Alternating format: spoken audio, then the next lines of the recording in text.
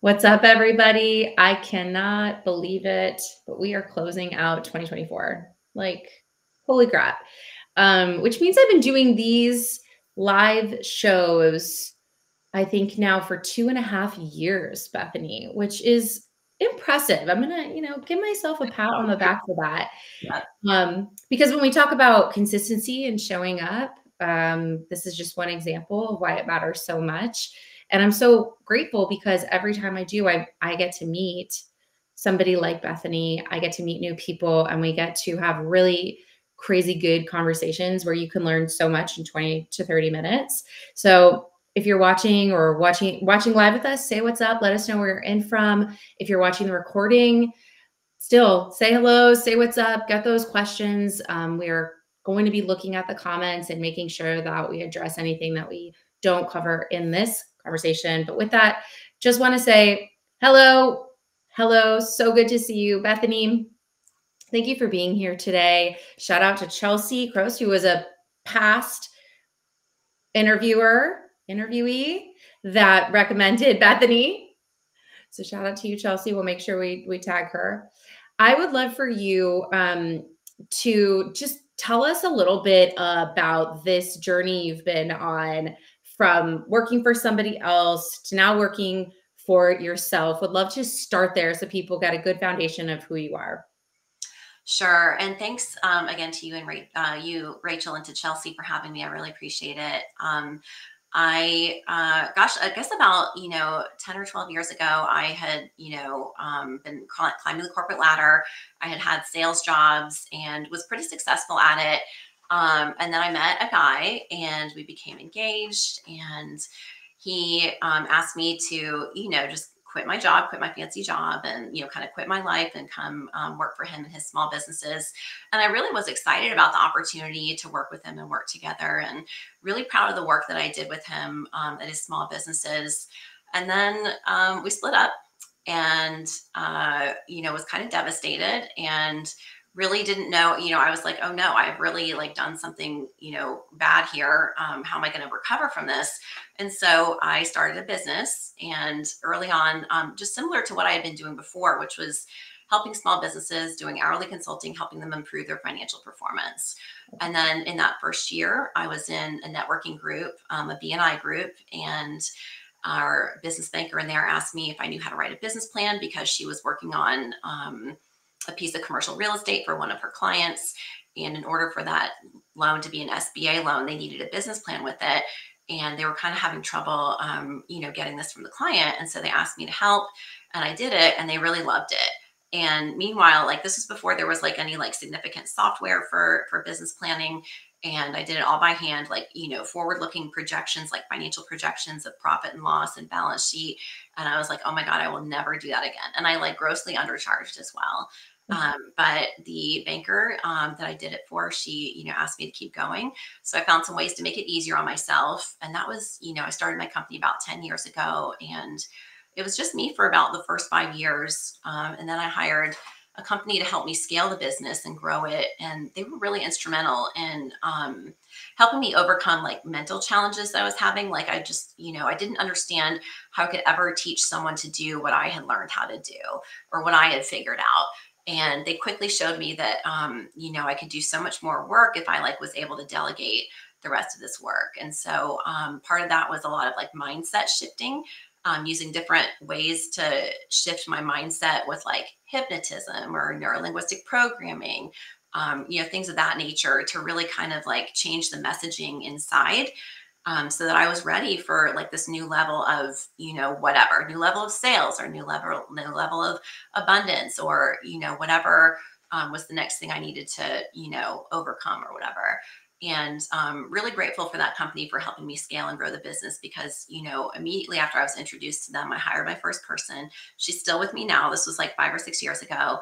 And now we have close to 50 people on staff, and really, proud of the people that get to work with us because I don't know if this sounds boring to you. We do business plans and feasibility studies at my company, rapid business plans.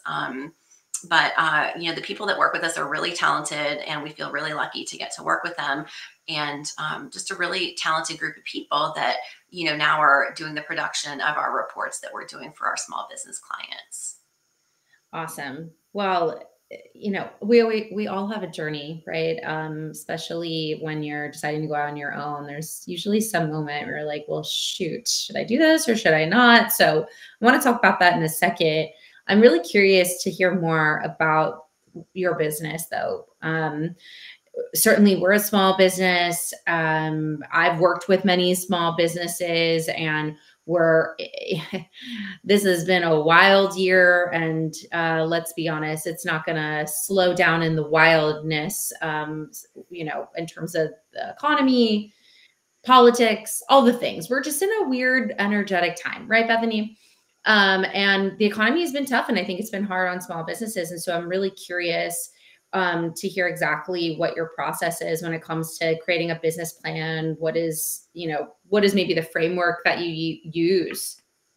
Sure. And I would recommend this program to anyone. We use liveplan.com. That's a software that produces business plans with a really robust set of financial projections. We've been using that since the beginning. It's the program that I found initially to really make it easy to do the business plans that we do. And so we slice and we dice the work. We have a team that's working on financial projections. We have a team that's working on research, like demographics and competition sections that we want to see in our business plans. And then we have like our MBA level people that are doing the written narrative of our business plans. Then those people their work is supervised by our quality control people, which are MBA or CPA level people that are giving feedback on their work. And they're the ones that are responsible for putting out the finished product to the client, which is delivered by our project manager. And all this happens in 4 business days, actually. So we have a really quick turnaround time with our process, and we just really have, the systems and processes and technology in place that make it, everything go boom, boom, boom. And it's just been so long since we've missed a deadline, and I'm, really proud of that too.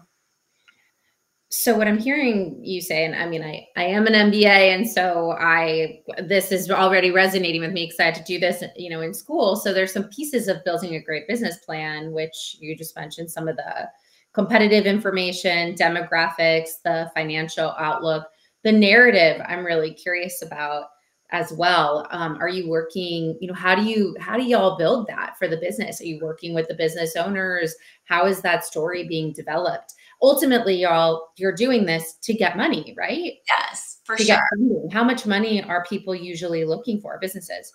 So SBA loans are anywhere from 350,000 to 5 million. In some cases, it can be a larger amount than that, but really most of your SBA loans are going to be between those two parameters. And we learn about this story from our clients. We have with my husband. Actually, my husband works with me now. Not the guy that I was engaged to before, but totally new guy. We've been together now for like 6 years, and he's been a part of the company for about 4 years. But he'll have a discovery call with the potential client and get background on the project. And then we have a questionnaire that we send to the prospective client that we have them fill out. And that really, fills in all the blanks that we need, for that information that we need for the narrative. So kind of a deep dive on Yeah. it. Yeah. And are the businesses that you working with, are there a certain kind or certain revenue, employee size, industry? It really, we're really industry agnostic. We're just working with people that are getting either an SBA or a USDA loan. So Small Business Administration or US Department of Agriculture does some larger lending in agricultural or rural areas. And, we just, as long as people are getting those loans, that's a deal that we want to be working on. And, in order to get these loans, there are qualifications, and part of that is the business plan. And we help tell that story to the bank. Got it. Okay. Well, I mean, I'm just really curious. Do you know what's the percentage of people that if they apply to get some sort of SBA loan, let's say, how many, is it easy to get? I mean, Well, okay, so it's easier to get an SBA loan than to get a conventional loan from a bank. So the SBA says to banks, "Hey, will you loan out this money, on these risky deals to small businesses?" Because ordinarily it's not a risk that a bank would take. And so the SBA says to banks, "Hey, if you give out these loans, we'll guarantee 75% of the amount of the loan in the event of a default." And so the banks are like, "Okay, we can work with this. We'll get a little bit of collateral. We'll get a down payment, and sometimes that down payment is between 10 and 20%." And then, not everyone that, applies for a loan will get a loan. That's a fact. And so the SBA keeps statistics on this. I don't know precisely what, but I do know that, women are very underrepresented in getting SBA loans as far as, the ratio of women business owners versus the ratio that are successfully able to get an SBA loan. But the SBA does keep statistics on, who's applying and who's getting loans and who's getting declined from them. And it's surprising, but, there are things that, reasons why an SBA loan would automatically be declined. And it's, things like, have you been arrested in the last 6 months? Have you had felonies in the last 7 years? Have you had a bankruptcy in the last 10 years?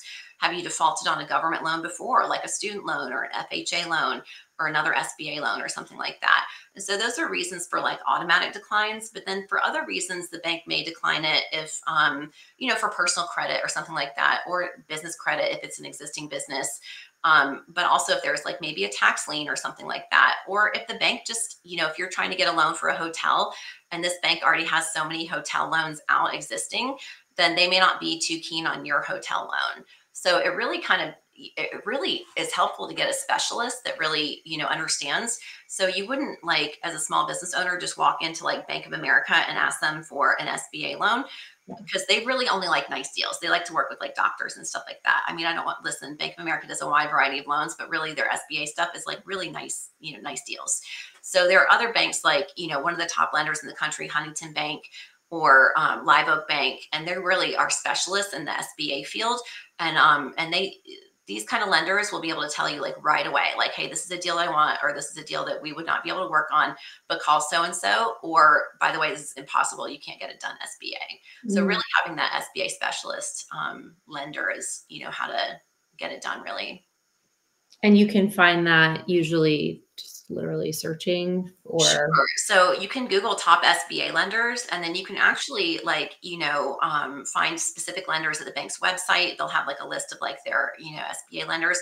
But then a lot of these lenders, some of the top lenders in the country are doing a lot of personal branding. So you can find they'll be doing podcasts like, the Art of SBA Lending podcast is one of them, or, there's also a top acquisition lender. So sometimes people will be getting their SBA loan to buy a business or to start a business or to buy property. But there's a top acquisition lender in the country that has a podcast as well. So you can, find these people with their YouTube channel and on LinkedIn and stuff like that. Yeah. Super helpful. I mean, I think especially as we kind of wrap up the year and think about 2025,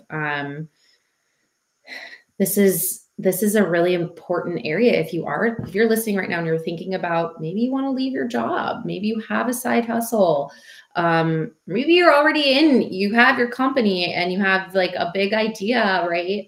And you don't know how you're going to fund it. Seems like we could reach out to you even and start getting some baseline information, but certainly talk to one of these SBA lenders, and then you can help us put something like that together. For sure. And also, I do want to give a plug for what are called small balance loans. And these are like, listen, I'm telling you, if I took out a loan for $250,000 tomorrow, I would need like, Tums or something, right?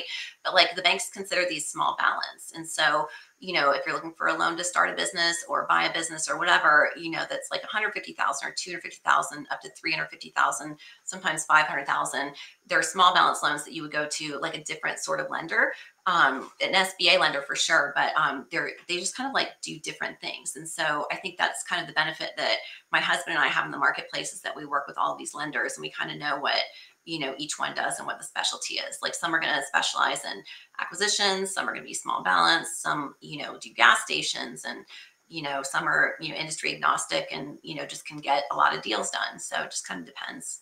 Yeah. Situation. Do you find that like professional service-based organizations, or do you work with a lot of those, or it's a lot more of brick and mortar? For sure, we do. And we've seen them get funded plenty as well, too, for sure.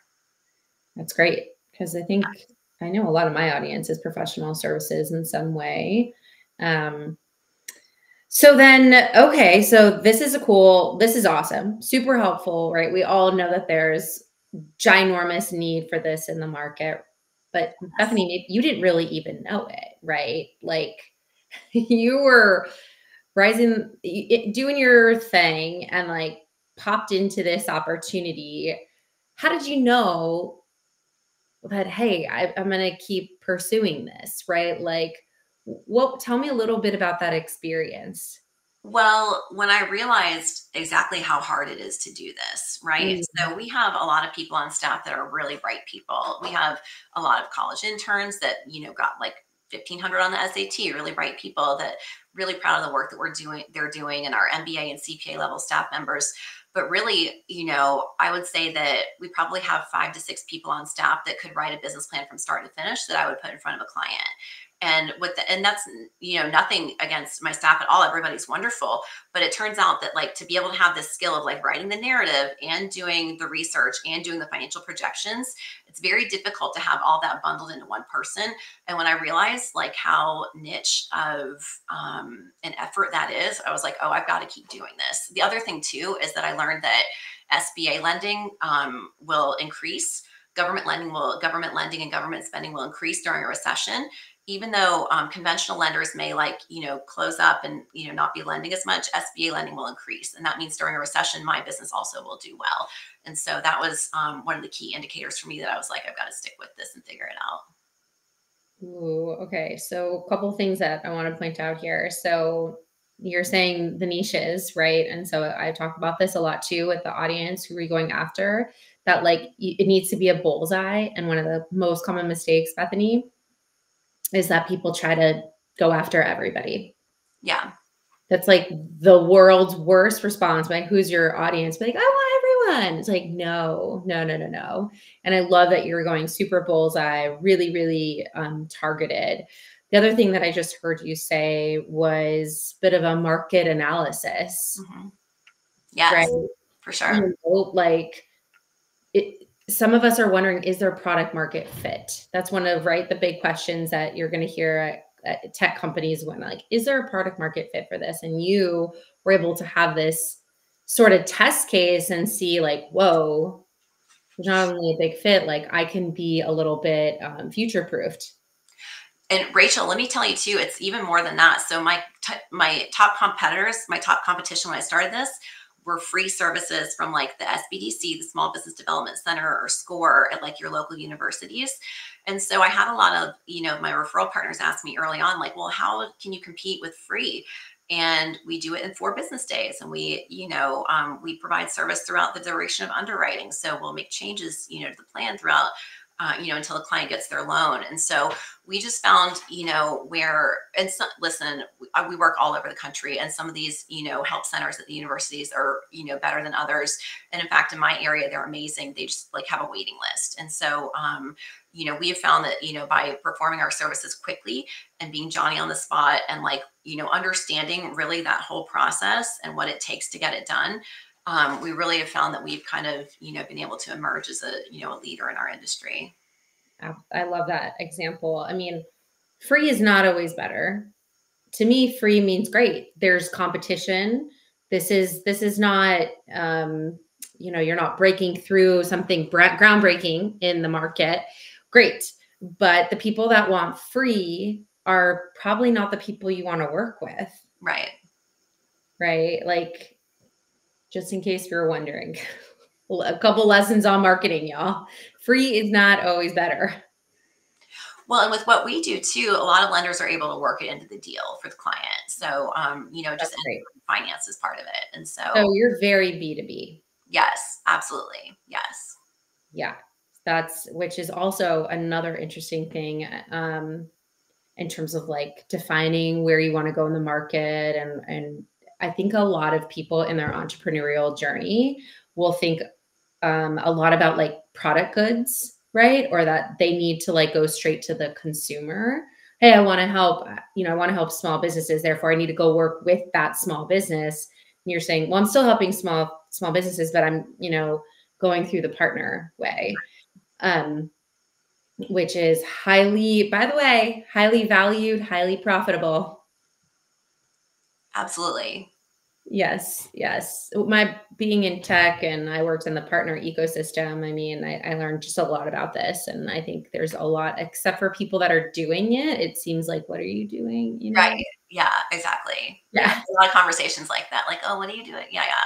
Even Yeah, people in our industry are still kind of confused about, what we do, but totally. that's okay because, like, the people our referral partners know what we do, so. Yeah. Um, so the other thing, this is just super insightful, and I think the timing is really powerful for this because this is the time of thinking about business plan. This is the time to think about where do you want to go, how do you want to do it. You're showcasing an example of how that gets done. The mindset piece is the hardest part, though, right?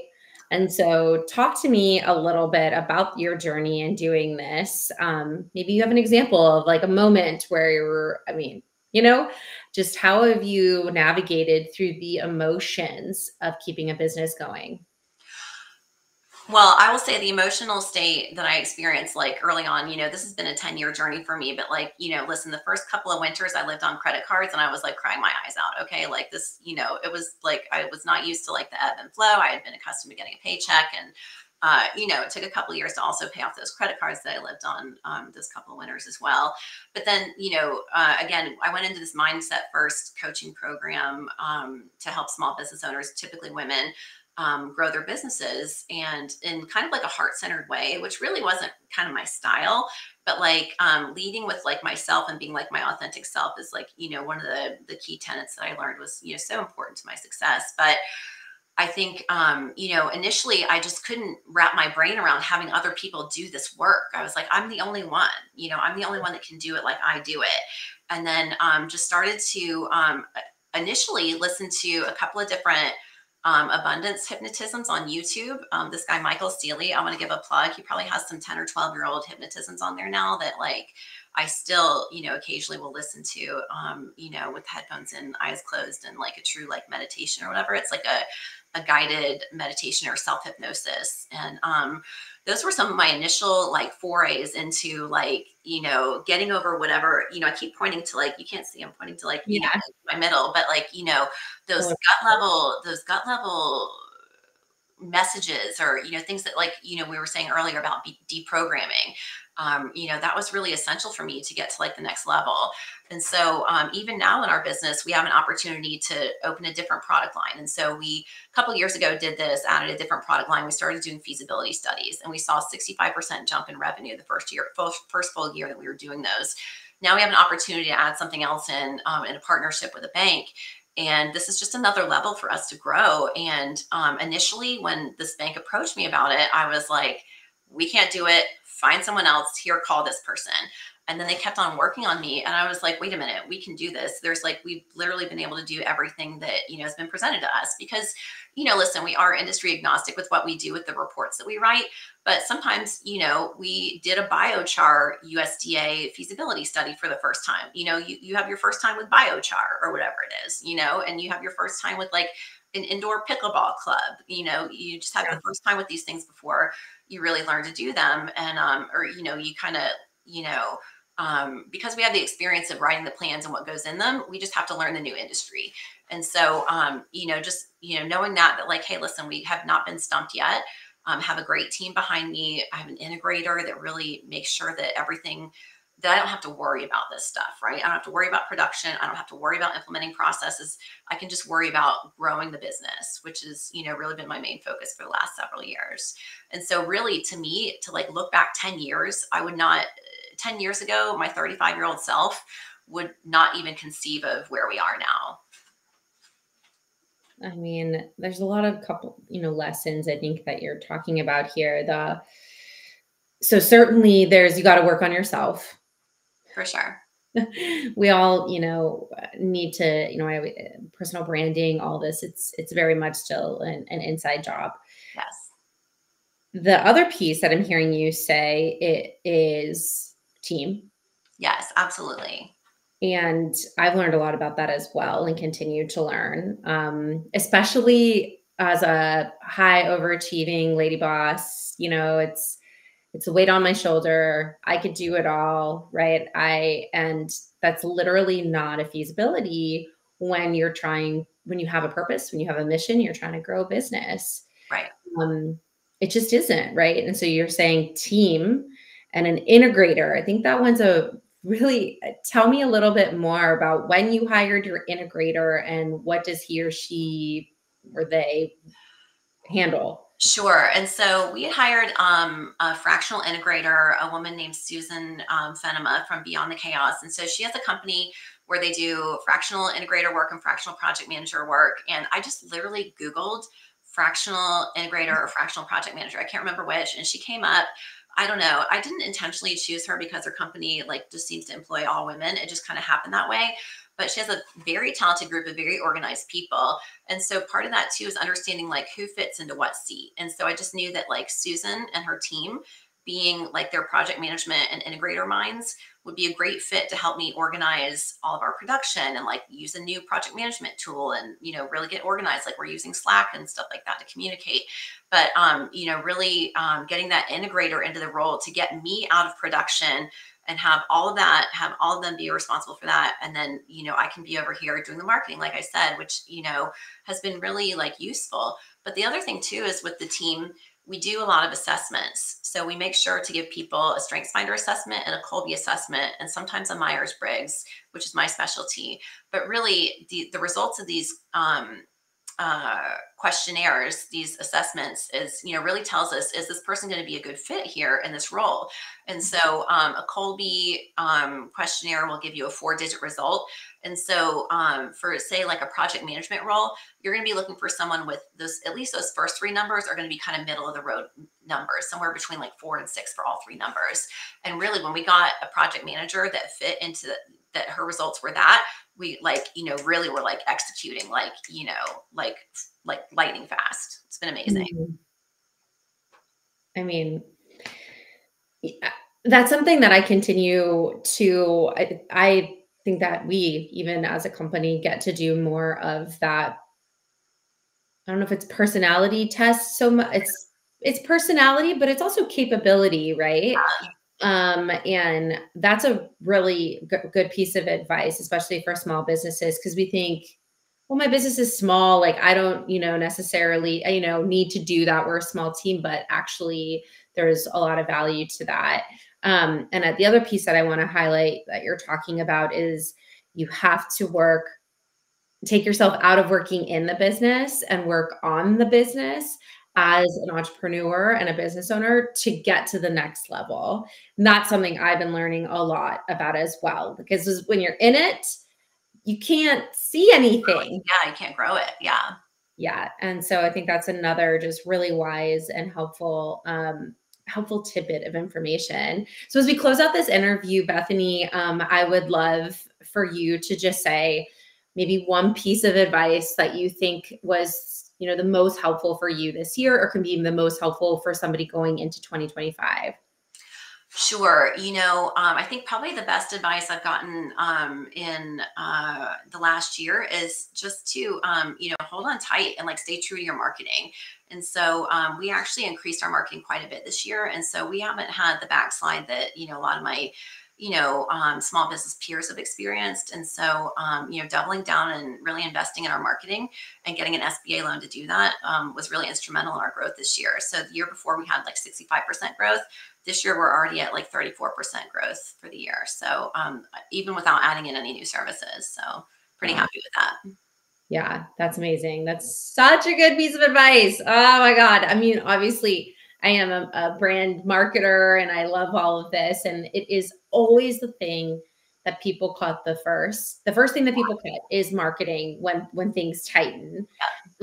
Which sometimes I get it, you got to do. But to your point, if you're trying to continue to bring in business, how are you going to do that? Right. The way. So I think that's such another wise move on your end, Bethany. So with that, where can people get in contact with you? Obviously, LinkedIn, if you're watching, please make sure you connect with her. What other information? Also, if you want to learn more about our services and what we do, just shoot me an email at bethany@rapidbusinessplans.com. We also have a contact form on our website, rapidbusinessplans.com, where you can set up a discovery call with my husband as well.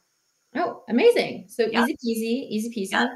And with that, just thank you so much for hanging out with me. For all of you, I hope you have such a beautiful rest of the year. Stay healthy, stay safe.